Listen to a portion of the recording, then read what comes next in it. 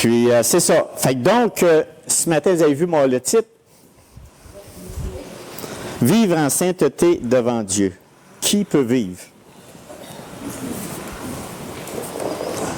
Vous savez, je voulais juste dire une petite note des fois. C'était un sujet depuis quelques semaines, je dirais même des mois. Je pense beaucoup à la doctrine. C'est une doctrine, hein, la sanctification. C'est une sanctification, c'est vraiment une doctrine pas complexe, mais ça vient de Dieu, complètement. Et de saisir tout cela, c'est pas si simple que ça. Je regarde, je médite, je réfléchis, puis je n'ai pas trouvé le bout. Tout ce que je peux dire, j'ai dit, on a affaire avec un Dieu plein de miséricorde, plein de bonté, plein d'amour, puis on ne s'en rend pas compte. On ne s'en rend vraiment pas compte. Même on y manque de confiance. Même on n'a pas confiance que lui va tout faire. Et c'est ça.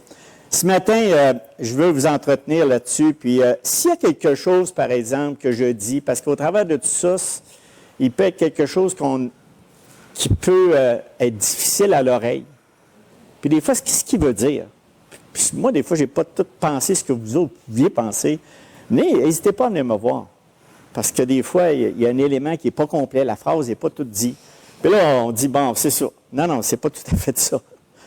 Fait qu'ici, il y a une chose qui est très importante à comprendre, un principe, je dirais, à retenir tout le temps, c'est que l'Écriture nous enseigne clairement que c'est la parole de Dieu, appliquée par l'Esprit de Dieu, qui communique aux âmes le sentiment de leurs besoins en tant que pécheurs coupables et les conduit à se reposer sur le sacrifice de Christ à leur place et à placer leur confiance en lui comme leur sauveur personnel et à le confesser comme Seigneur. C'est-tu pas pire? Je viens de résumer ça en quelques mots.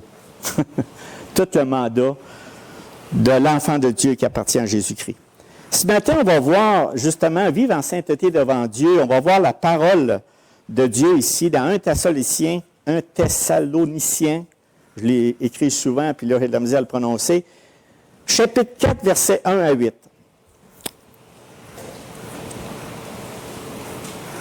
On va lire. C'est le sujet ce matin, ou le point, ou la portion d'Écriture qu'on va étudier, qu'on va regarder comme il faut de long en large. Il y a quelque chose d'extrêmement précieux que je veux faire ressortir de ces passages, qui devrait constamment nous allumer quand on lit ces passages-là. Au reste, frères, puisque vous avez appris de nous comment vous devez vous conduire et plaire à Dieu, et c'est là ce que vous faites, nous vous prions et nous vous conjurons au nom du Seigneur Jésus de marcher à cet égard de progrès en progrès. Tous des mots pesés.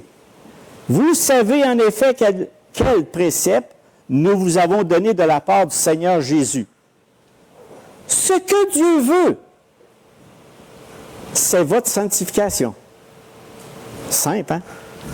Ce que Dieu veut, c'est votre sanctification. C'est que vous vous absteniez de la débauche. C'est que chacun de vous sache posséder son corps dans la sainteté et l'honnêteté sans vous livrer à une convoitise passionnée comme font les païens qui ne connaissent pas Dieu. C'est que personne n'use envers son frère de fraude et de cupidité dans les affaires, parce que le Seigneur tire vengeance de toutes ces choses, comme nous vous l'avons déjà dit et attesté. Car Dieu ne nous a pas appelés à l'impureté, mais à la sanctification.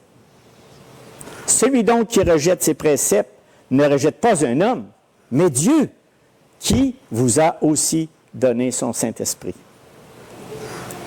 Paul, ici, il ne va pas avec le dos de la cuillère. Vraiment.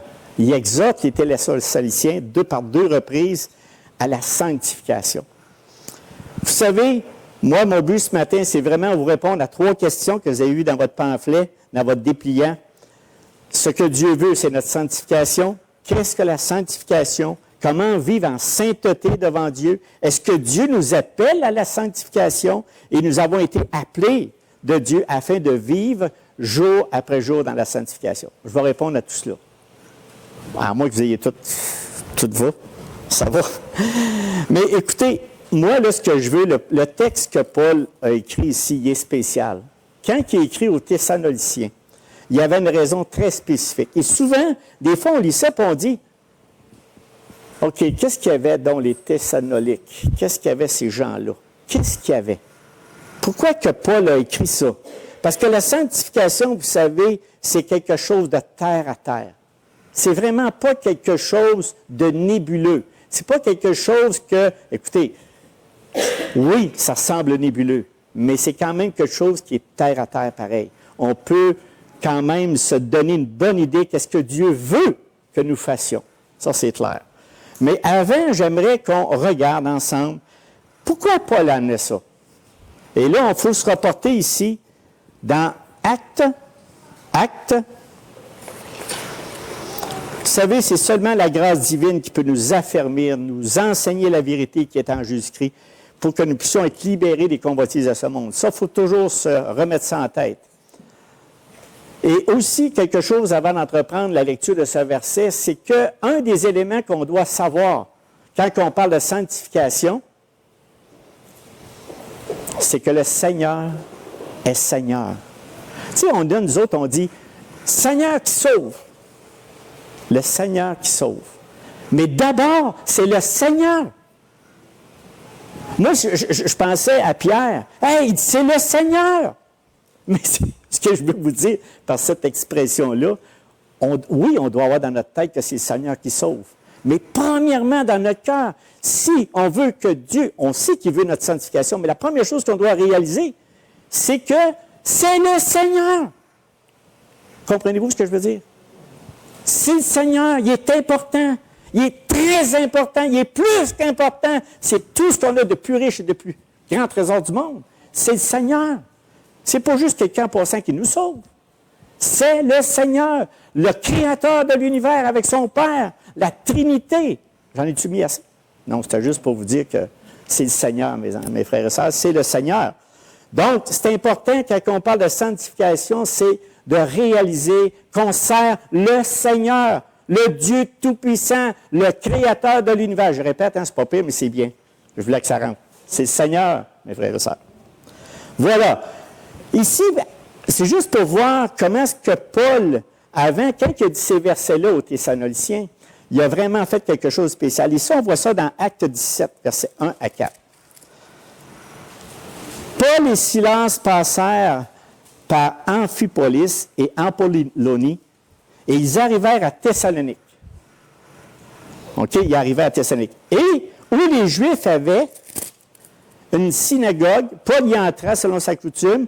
Pendant 3 sabbats, il discutait avec eux d'après les Écritures, expliquant et établissant que le Christ devait souffrir et ressusciter des morts. Et Jésus, que je vous ai annoncé, disait-il, c'est lui qui est le Christ. Quelques-uns d'entre eux furent persuadés et se joignirent à Paul et à Silas, ainsi qu'une grande multitude de Grecs craignant Dieu. Retenez ça ici, là. Une grande multitude de Grecs craignant Dieu. Ce n'était pas des Juifs, là. C'était des Grecs. Et beaucoup de femmes de qualité. Là, essayez de voir c'était quoi, là, mais c'était des femmes de qualité. Alors, je vous laisse avec ça. Vous mettrez, ce n'était pas des femmes de mauvaise qualité, mais de bonne qualité. OK. Mais, c'est ça. Mais moi, je veux vous retenir cette phrase-là parce que ça a un lien avec ce que je veux vous expliquer. Et là, pourquoi que Paul a dit ça aux Thessaloniciens? Si on ne comprend pas, les passages sont reliés ensemble ici. Et ça nous aide à saisir ce que Paul nous enseigne dans chapitre 4, 1 à 8. Ça nous aide à comprendre. Mais les Juifs jaloux, ben voyons donc, prirent avec eux quelques méchants. Oh, c'est bon, hein? Mais les Juifs jaloux prirent avec eux quelques méchants hommes de la populace, provoquèrent des attroupements et répandirent l'agitation dans la ville. Ils se répandirent à la maison, ils se rendirent à la maison de Jésus et ils cherchèrent Paul et Silas pour les amener vers le peuple. Ne les ayant pas trouvés, ils traînèrent Jésus et quelques frères devant les magistrats de la ville en criant « Ces gens qui ont bouleversé le monde sont tous venus ici et Jésus les a reçus. Ils agissent tout comme les édits de César disant qu'il y a un autre roi Jésus. » Juste dire ça, comment c'est qu'ils sont en sénère? Juste dire ça, comment ils ont fait pour virer tout le village en dessous, juste en disant ça, qu'ils agissent tout contre les édits de César, disant qu'il y a un autre roi, Jésus. C'est parce que César était considéré comme un seigneur. Et toute personne qui osait s'appeler le Seigneur, il allait vraiment contre César. Mais là, on n'avait pas tort, eux autres. Les disciples n'avaient pas tort de dire que Jésus était le roi, qui était le Seigneur. Par ces paroles, ils émurent le peuple et les magistrats, qui ne laissèrent alors Jésus et les autres qu'après avoir obtenu d'eux une caution. Et au verset 10, aussitôt, les frères firent partir de nuit Paul et Silas pour Bérée. Bon, là, vous venez juste de voir qu'en 3-4 semaines, 5 semaines, Paul, il avait viré ça en envers complètement, en Thessalonique. Et puis, ce qu'on doit réaliser là-dessus, c'est que Paul naît de convertir une ville nouvelle. C'est une nouvelle Église. C'était une jeune Église. Il n'y avait pas personne. En plus, c'était qui? C'était des Grecs, des païens. Des païens. Vous allez dire, c'est quoi? Bien, c'est pas tout à fait. C'est parce que ça fait lien avec ce que je vais vous dire dans les autres versets quand on revient à Thessaloniciens. C'est juste pour comprendre, c'est la base. Fait qu'ils ont été obligés de fuir parce qu'ils avaient fait quoi? Ils avaient viré en envers la ville complètement. On revient à Thessaloniciens 3. Paul, lui, quand tu laisses une ville de même, puis pensez-vous que Paul il était dans son coin à l'autre bout, puis il faisait rien, puis là, finalement, « Oh, c'est pas grave, le Seigneur s'en occupera. » Mais non, Paul, vous connaissez le caractère de Paul. Paul, il avait un souci pour eux autres. Paul, écoute, il était vraiment touché par ça, puis il dit, « Qu'est-ce qui se passe? Qu'est-ce qui se passe? » Vraiment à Thessalonique. Fait que là, qu'est-ce qu'il a fait? On lit ça ici. 1 Thessaloniciens 3, verset 1. C'est pour ça qu'il a écrit ça. Vous me suivez? Ça va? C'est pourquoi, impatients que nous étions, et nous décidant à rester seuls à Athènes, nous envoyâmes Timothée avec notre frère, ministre de Dieu, dans l'Évangile de Christ, pour vous affermer et vous exhorter au sujet de votre foi. Quand il a écrit ça, là, Timothée était déjà parti, là. C'était juste pour vous dire, parce qu'il était en train de lire. Parce que lui, Paul, il a écrit une lettre après la visite de Timothée. Et ici, il marque, et garde bien, et vous exhortez au sujet de votre foi. Vous savez, la foi, il faut toujours se souvenir que la foi vient de Dieu. On n'a pas inventé la foi. On n'a pas créé la foi. On n'a pas été acheté la foi. La foi vient de Dieu. Si vous avez la foi en Jésus-Christ aujourd'hui, vous ne l'avez pas trouvé à nulle part. Ça, c'est parce que c'est Dieu qui vous a visité. Dieu vous a visité, puis il a dit, il vous a donné quelque chose dans votre cœur que vous n'étiez plus capable. Il y a quelque chose que vous avez commencé à écouter, qui commence à faire du feu. La foi biblique, elle, est inébranlable, puis c'est un vrai miracle. Prenons conscience de ça. Il faut vraiment prendre conscience de ça, parce que ceux qui ont la véritable foi biblique sont inébranlables. Et c'est ce que Paul dit ici aux Thessaloniciens. Parce qu'il dit, afin que personne ne soit ébranlé au milieu des afflictions présentes, au verset 3, car vous savez, vous-même, que nous sommes destinés à cela.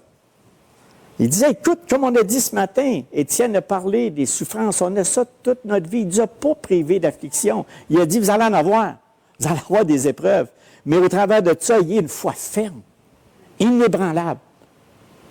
Inébranlable. Et ça, on va vous dire, c'est déjà de la sanctification. Quand on a une foi ferme comme ça, c'est parce qu'on est en train de nous sanctifier. Par quoi? Par la parole.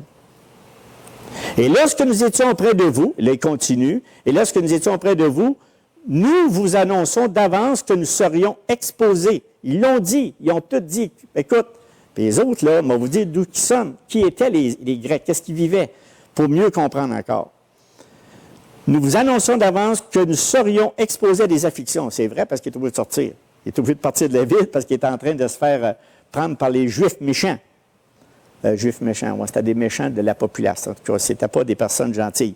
Comme cela est arrivé et comme vous le savez, verset 5. « Ainsi, dans mon impatience, j'ai envoyé quelqu'un pour m'informer de votre foi, dans la crainte que le tentateur ne vous ait tenté et que nous n'ayons travaillé en vain. Mais Timothée, récemment arrivé ici de chez vous, nous a donné de bonnes nouvelles de votre foi et de votre amour. » Donc, il avait resté solide, malgré tout ce qui pouvait avoir existé, les afflictions. Et il nous a dit que vous avez toujours de nous, vous avez dit que vous avez toujours de nous un bon souvenir. Fait que Paul a resté un impact. Il a donné vraiment un impact sur les Thessaloniciens. Et désirant nous voir comme nous désirons aussi vous voir. En conséquence, frères, je réfléchis pour ne pas manquer quelque chose parce que ça suit. En conséquence, frères, dans nos angoisses et nos épreuves, nous avons été consolés à votre sujet à cause de votre foi. Avez-vous remarqué comment est-ce que Paul revient constamment? Et ça, c'est un point central de la sanctification. Vivre en sainteté devant Dieu, c'est d'avoir la foi solide, inébranlable de la Bible. Et là, je l'appuie dessus parce qu'on le répète. La foi. Vous avez dit, c'est quoi? C'est la foi biblique. En conséquence, frère, dans nos angoisses et nos épreuves, parce qu'il parle des siens aussi, puis il parle de leurs aussi, nous avons été consolés à votre sujet à cause de votre foi. Autrement dit, ce n'est pas en vain. Car maintenant, nous vivons puissamment, puisque vous demeurez fermes dans le Seigneur. Quelles actions de grâce, en effet, nous pouvons rendre à Dieu et à votre sujet pour toute la joie que nous éprouvons à cause de vous devant notre Dieu. Il se réjouissait de voir la persévérance, la foi qu'il y avait en lui. Nuit et jour, nous le prions avec une extrême ardeur de nous permettre de vous voir et de compléter ce qui manque à votre foi. Voyez-vous où je veux en venir? Prière. La foi est inébranlable. Est-ce qu'on est heureux d'avoir cette foi? La foi de Dieu. Et verset 11. Que Dieu lui-même, notre Père et notre Seigneur Jésus, aplanisse notre route pour que nous allions vers vous et que le Seigneur fasse croître et abonder l'amour que vous avez les uns pour les autres et pour nous et à l'exemple de celui que nous avons pour vous. Qu'il affermisse vos cœurs pour qu'ils soient irréprochables dans la sainteté devant Dieu notre Père lors de l'avènement de notre Seigneur Jésus avec tous ses saints. Qu'il affermisse vos cœurs pour qu'ils soient irréprochables dans la sainteté devant Dieu. On n'a pas grand-chose à faire quand tu regardes ça. Non? Vous avez tout compris, là. Pas quelque-chose à faire. Tout ce qu'on a besoin, c'est quoi? La foi. La foi inébranlable, la foi biblique. De donner, d'avoir confiance, de constamment nous dire, Seigneur, oui, ça ne va pas bien, oui, j'ai des doutes, oui, je suis complètement tout le temps harcelé de toutes sortes de choses, mais par contre, j'ai foi que qu'est-ce que tu as dit va arriver, puis ça va se faire. Je peux remettre ma vie en toi, qu'importe ce qui va m'arriver, tu es là. On doit faire totalement confiance à Dieu pour nous garder irréprochables devant Dieu notre Père. Et là, je arrive au chapitre 4, verset 1.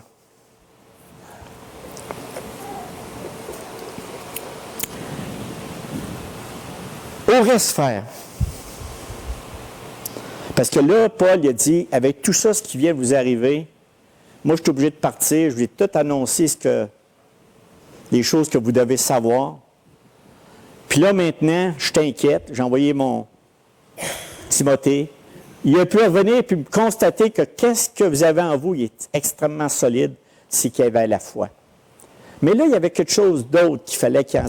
Et ça, ici, c'est tout ce que je vous ai dit avant, explique ce que je suis en train de ce que Paul dit au chapitre 4. Moi, ça m'a encouragé. Je vais vous dire, quand je lisais ça, parce qu'il y a une petite phrase là-dedans où je vais m'étendre un petit peu plus sur le sujet.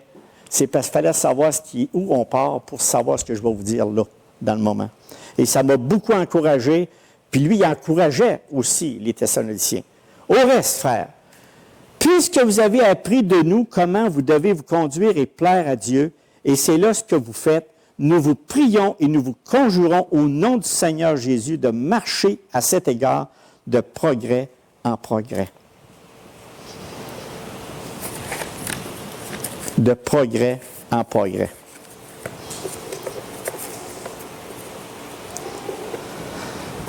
Il y a toujours un groupe, dans n'importe quelle église, il y a toujours un groupe qui pense qu'ils n'ont plus besoin de progresser dans la sanctification.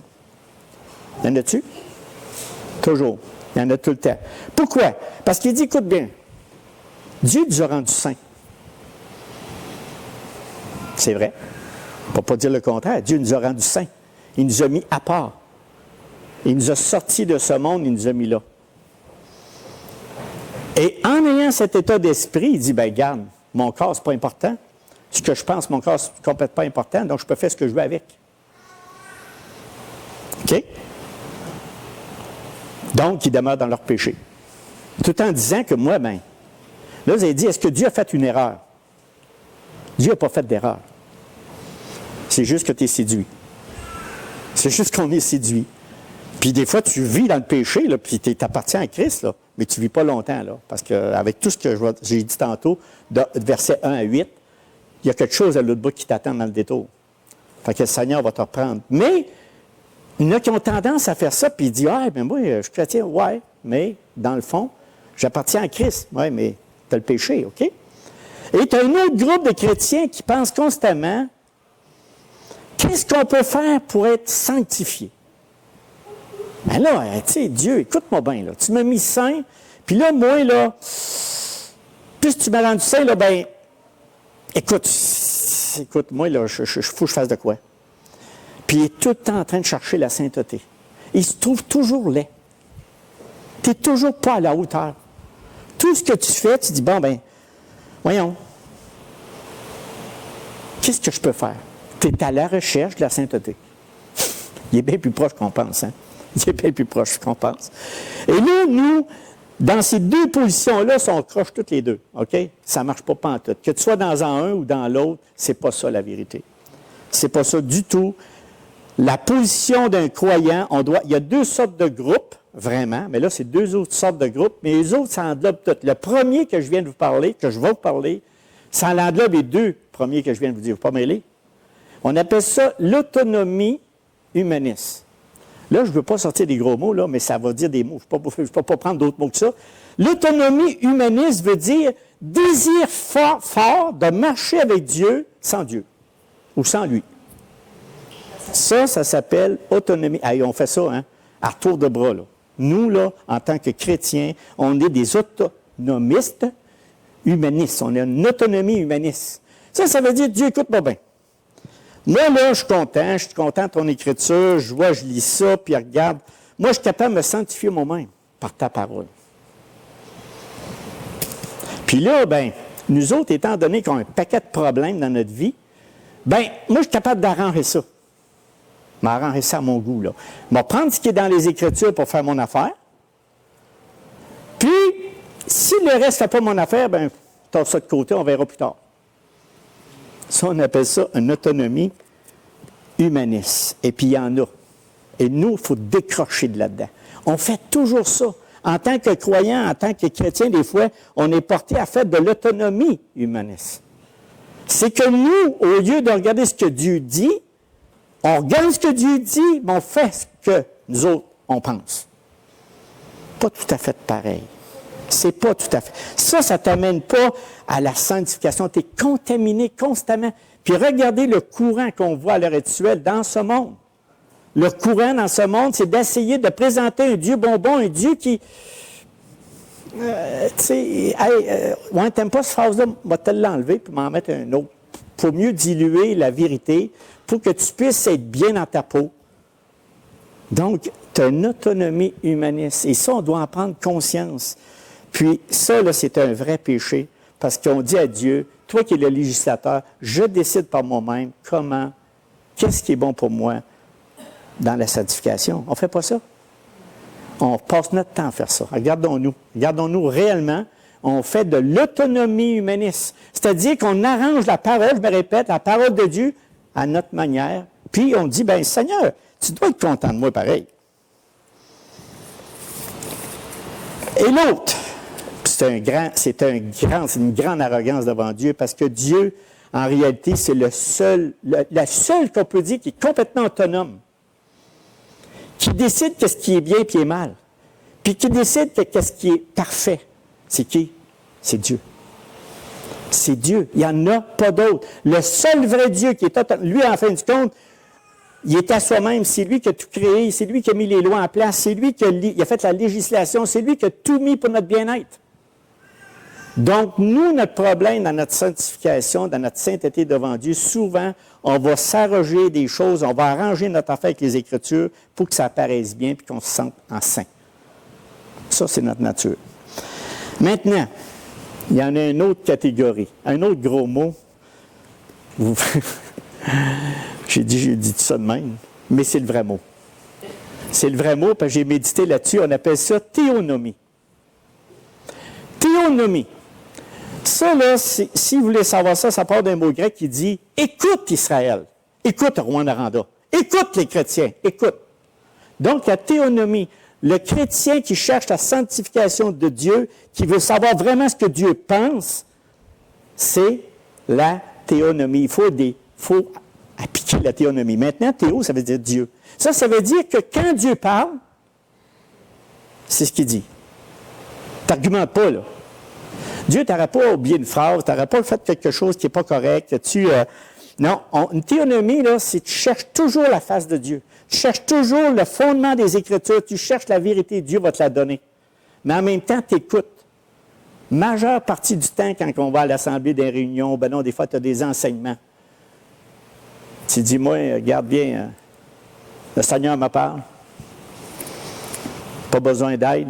Mais Dieu sert de ses serviteurs justement pour qu'on puisse écouter. Israël, écoute. Comment ils n'ont eu de problème, Israël? Ils n'ont-ils eu des problèmes? Qu'est-ce qu'ils ont fait la plupart du temps? Ils n'écoutaient pas ce que Dieu dit. Tout simplement. Tout simplement. Il faut être comme dans le psaume 42:2, il dit « Comme une biche soupire après des courants d'eau, ainsi mon âme soupire après toi, ô Dieu. » Qui peut connaître Dieu? Moi, je ne peux pas connaître Dieu de mes forces. Je vous le dis. Moi, hey, mais je connais Dieu, ouais. C'est parce que c'est lui qui m'a connu avant. Ceux qui aiment Dieu, Dieu les connaît. Ceux qui n'aiment pas Dieu, excusez-moi, mais il ne les connaît pas. C'est écrit dans les Écritures, ça. Je ne les connais pas. Je ne sais pas de quoi tu parles. Pourtant, il dit, hey Dieu, tu sais que j'ai fait? Non, je ne te connais pas. Donc, nous, ceux qui aiment Dieu, qui sont connus de Dieu, Dieu prend soin d'eux. Fait qu'il faut garder ça toujours dans l'œil, vraiment.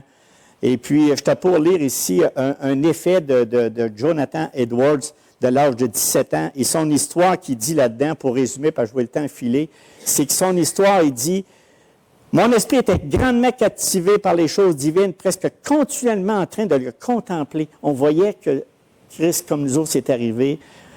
Il a touché son cœur, son âme, puis là, il pensait rien qu'à ça. Il pensait rien qu'à Dieu tous les jours, contrairement avant ta conversion. Tu penses tous les jours à Dieu.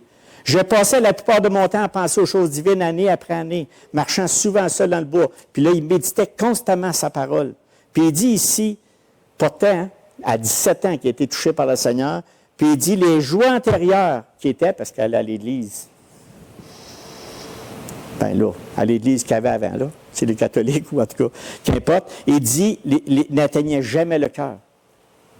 Les joies antérieures n'atteignaient jamais le cœur. Ils n'étaient pas suscités par la vue de l'excellence divine des choses de Dieu. C'était superficiel. Ça n'avait rien, ça ne disait rien.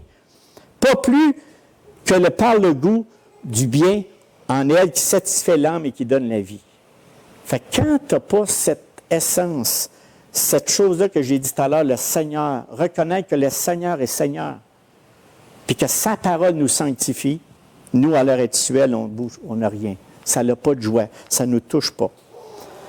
Tout chrétien fidèle qui adopte la théonomie, bien, ça fait ceci qui est écrit dans 1 Pierre 3, 15, 16. Il dit « Sanctifiez en son cœur le Christ Seigneur, a été toujours prêt à la défense avec douceur et respect de l'espérance chrétienne devant quiconque en lui demande compte. » Autrement dit, quelqu'un qui est tout le temps viré vers Dieu, tout le temps les yeux fixés sur lui, il est inébranlable.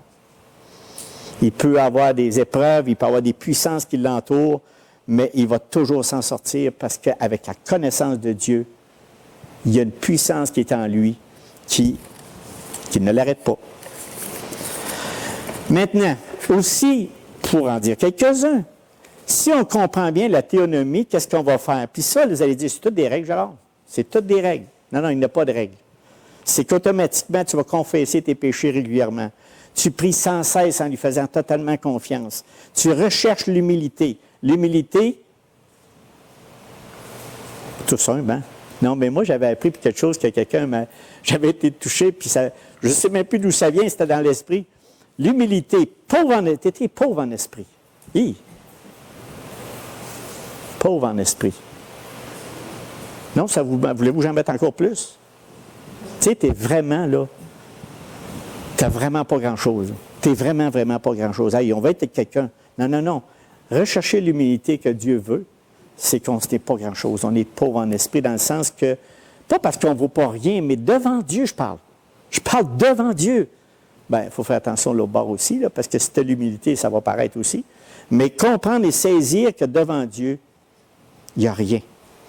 On n'a pas une trop haute opinion de nous-mêmes vis-à-vis les autres aussi, parce qu'on sait comment est-ce qu'on est, on élève les autres au-dessus de nous. Après ça, tu te réjouis de la volonté de Dieu. Tu n'es pas à l'astiner tout le temps dans sa parole. Tu dis, Dieu, tu dis ça, puis on apprend toujours. On est aussi prêt à souffrir en son nom. On a le goût aussi d'évangéliser les âmes perdues. Avec amour. Tout est un perdu. Ça, c'est pas rien d'amour là-dedans. Évangéliser les âmes perdues. Parler de ce Dieu vivant dans notre cœur. Nous autres aussi, on sort tous dans une pourriture totale. Nous autres aussi, on a un cœur qui n'était pas beau. Puis s'il était beau avant, bien là, il va falloir vous dessouffler, tomber en pauvre en esprit parce que ça ne marche pas. Parce que Dieu, pour nous rendre saints, il a fallu qu'on s'humilie, il a fallu que nous autres aussi, on fasse toutes les démarches. Puis encore, est-ce qu'on gagne des points au point qu'on devient encore plus saint puis que l'autre, on va dire, hey, toi, l'as perdu. Non. Tu dis, hey, tu veux-tu entendre ce que Dieu a fait avec moi?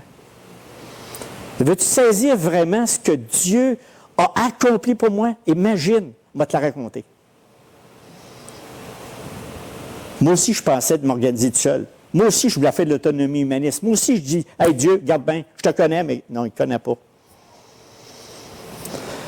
Après ça, veillez les uns sur les autres. Honorez Dieu dans leur mariage, dans leur famille. Dieu est présent partout. Être assidu et porter du fruit dans tous les aspects de service. C'est ça, être quelqu'un qui a une théonomie. Bon, il va dire, est-ce qu'il y a mes Thessaloniciens là-dedans? Là, je vous ai parlé justement, parce que je vais revenir à ça, parce que lui, là, ce que je viens de vous dire là, pour les versets 1 et 2, c'est exactement ce que Paul lui a dit. C'est Paul a dit ça aux Thessaloniciens. Exactement. Puis là, il dit, au verset 2, il dit, vous savez en effet quel précède nous avons donné de la part du Seigneur Jésus. Donc, il dit, regarde, vous avez tout écouté, puis la croissance spirituelle, ce n'est pas un processus instantané. Êtes-vous découragé de vous? Moi, je le suis. Puis c'est pourquoi je vous parle de ce message-là ce matin, c'est parce que j'ai les mêmes fardeaux que vous. On cherche la face de Dieu, puis on a dit, c'est quoi être sanctifié?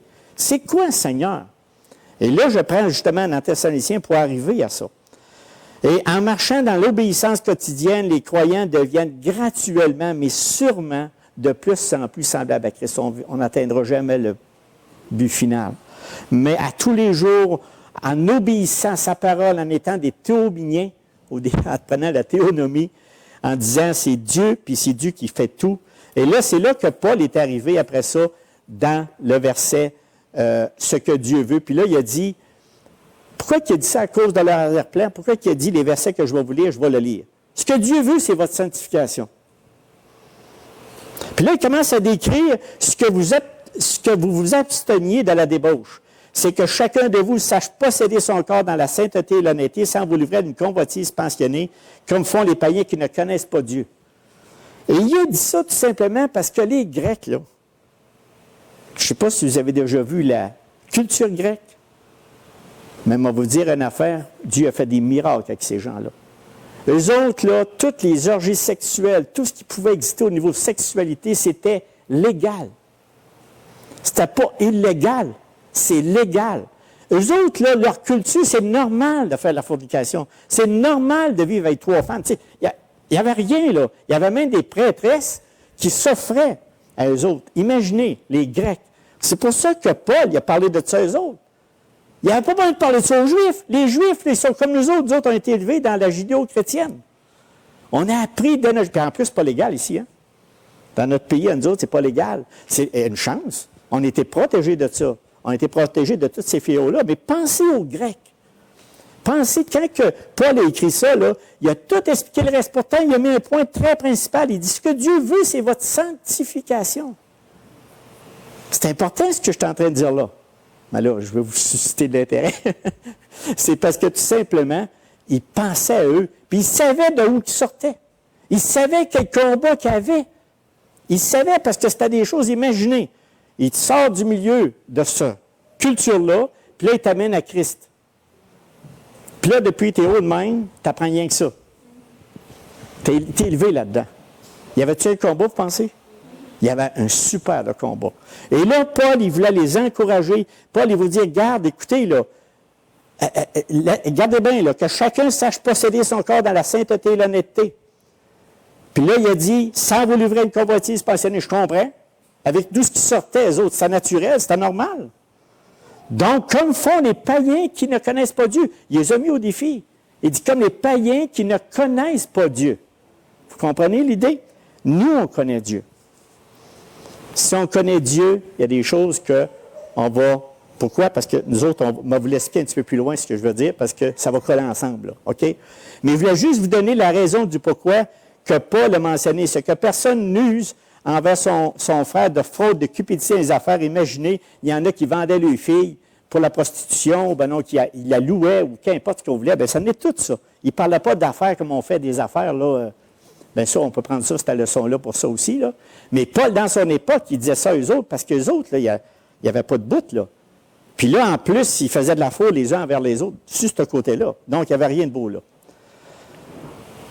Parce que le Seigneur tire vengeance de toutes ces choses, comme nous l'avons déjà dit et attesté. Fait qu'il les a vraiment mis, il dit, écoute, les gars, là, comprenez bien, là, que vous avez été sanctifiés par le Seigneur. Vous avez été sanctifiés par le Seigneur.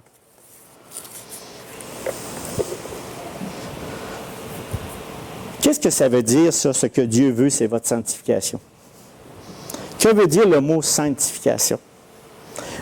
C'est exactement ce que Paul a expliqué aux Thessaloniciens pour qu'ils puissent, quoi? Vaincre. Le mot sanctification veut dire honorer quelqu'un. Si tu honores le Seigneur plus que toute ta vie, tu vas regarder à ta sanctification. Tu as été mis saint.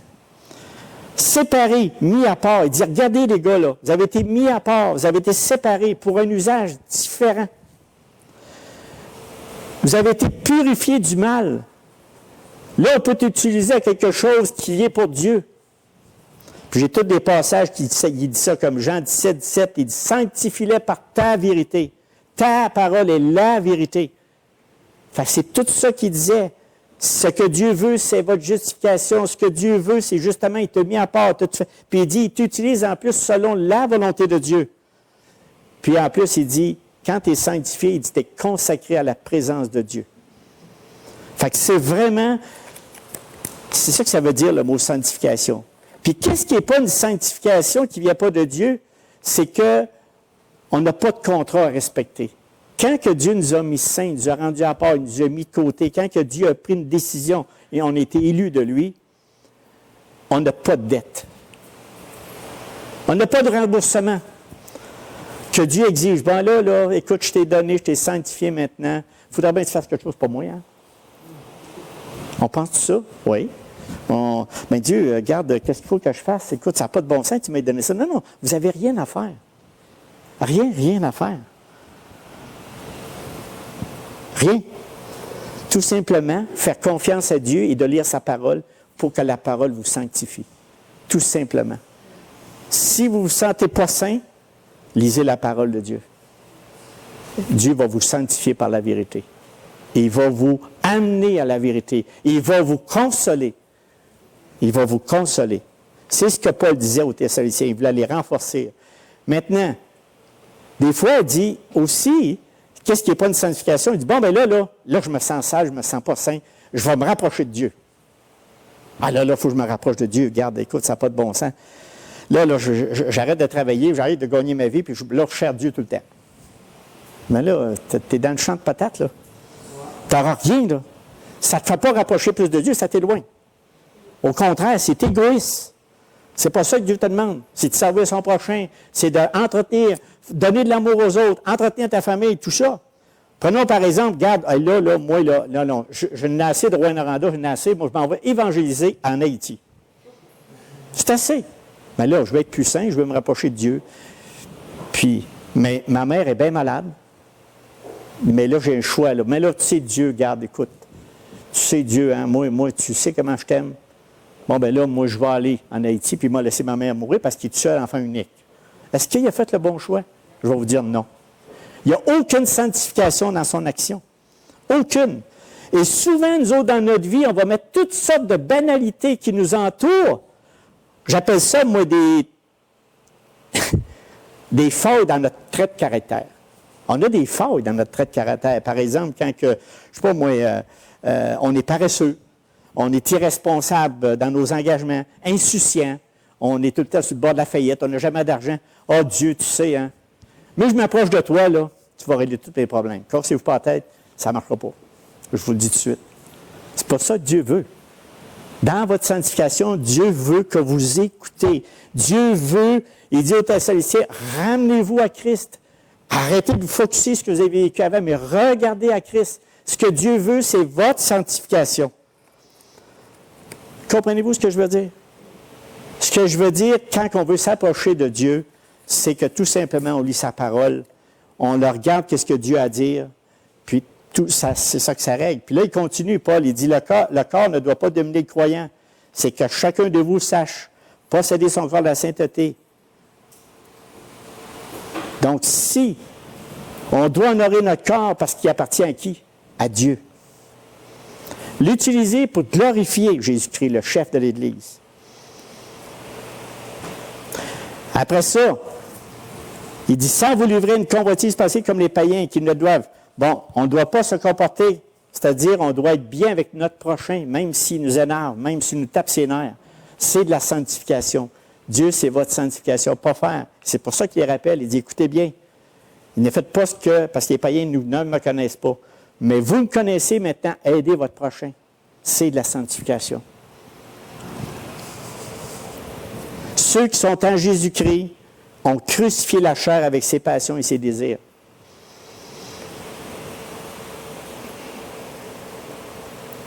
Maintenant, pour aussi, on ne doit pas profiter des autres. En tant que croyant, en tant que chrétien, en tant que personne rachetée de Dieu, on ne doit pas abuser des autres. On doit vraiment ou frauder. Et en passant, tu n'as pas plus le droit de frauder un non-croyant qu'un croyant. Hein? Tu sais, je veux dire, c'est ce qui est, franchement, je veux dire, des fois, lui, il n'est pas croyant, moi, je peux le frauder. OK? Non. Ça, c'est assez tortueux. OK? Il ne faut pas faire ça. Il ne faut vraiment pas faire ça.